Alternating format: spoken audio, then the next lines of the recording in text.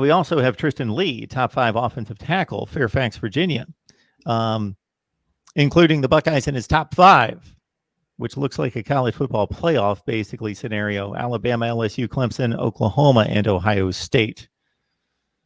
Yeah, I think it's LSU and everybody at this point. That doesn't mean that Ohio State doesn't have a shot, but I think that LSU is the team to beat. But this recruiting class has really made an effort in terms of identifying him as one of the guys that they really would like to close in on and try and get to Ohio State. I mean, it was a bit of a shock to a lot of people when things went south with J.C. Latham, who's at Alabama. You look at Alabama and what they've done in terms of their recruiting. I mean, they're just cleaning up, and people are even asking if maybe J.C. Latham starts to look around because they've got so many tackles in this class. But I think that with Tristan Leigh, you need to kind of look at LSU as being the team to beat there. But Ohio State certainly has never shied away from those types of situations. Yeah, there was talk like J.C. Latham, one of the reasons he went to Alabama was because maybe he didn't want to be behind Paris Johnson or whatever.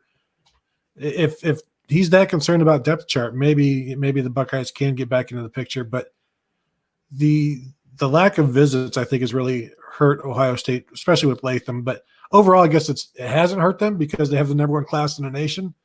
But there are some spots where it certainly hasn't helped, and I think you need to get Tristan Leigh on campus for that to get any more serious than being a hat on the table, or as I saw yesterday, a mask on the table now as players are donning masks to pick their schools. So they're going to have to go all out because they still need another tackle. I think Donovan Jackson can play tackle because he's really mobile, but he's also really good at guard. So you'd have to rob Peter to pay Paul there, move one guy over or whatever. But I think you can. It's kind of like the corner situation.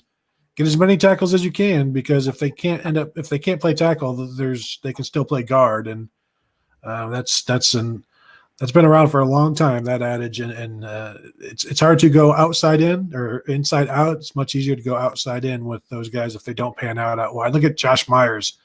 They just kept moving that guy inside, and now he's like an All-American.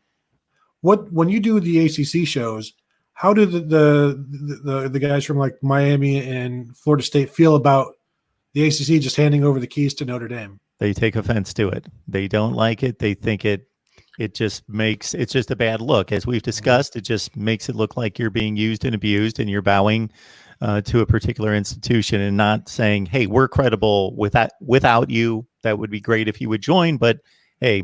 And I think starting with the SEC and the Big Ten, I don't know what the other 2 conferences would decide. I can pretty much see that I would think that the Big Ten and the SEC would just have too much self-respect and value to say that we're going to cut that kind of deal with anyone.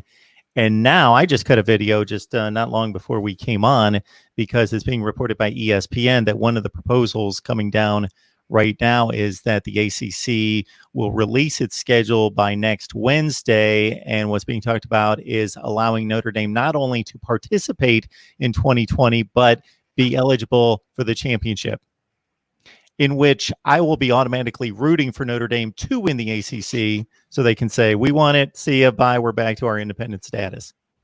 That would be pathetic. It's pathetic anyway. Consider it. And somehow they'll duck Clemson on the regular season schedule.